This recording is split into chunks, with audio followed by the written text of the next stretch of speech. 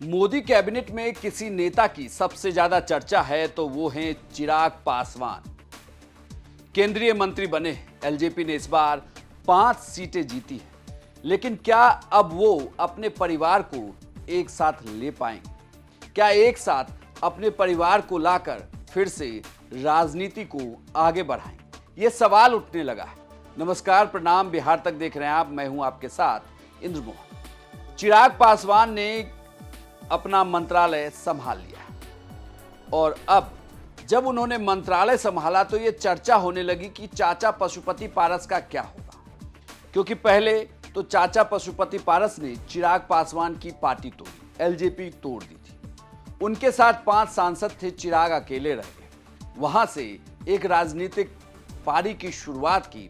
कहें तो लगभग शून्य पर सिमट चुके चिराग पासवान का ये एक तरीके से नया उदय है, जिसमें उनके साथ 5 सांसद हैं और अब तो एक बड़ा मंत्रालय भी। मंत्रालय वो जो उनके पिता के पास कभी हुआ करता था, भावुक भी।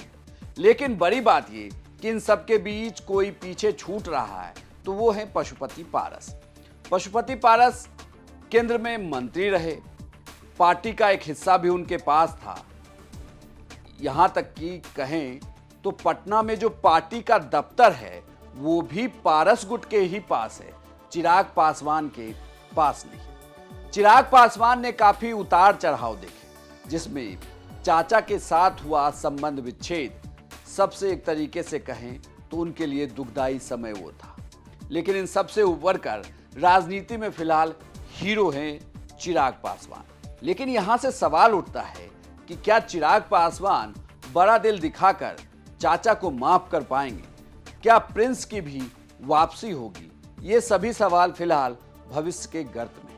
लेकिन चिराग पासवान कुछ चीजों को लेकर जरूर भावुक दिखते हैं, चाहे वो उनको मिला हुआ मंत्रालय हो या अब ये भी सवाल उठने लगा है कि जो पिता के पास घर था, क्या चिराग पासवान को वह घर वापस मिलने वाला है? ये सब सवाल का जवाब तो चिराग पासवान ही दे सकते हैं।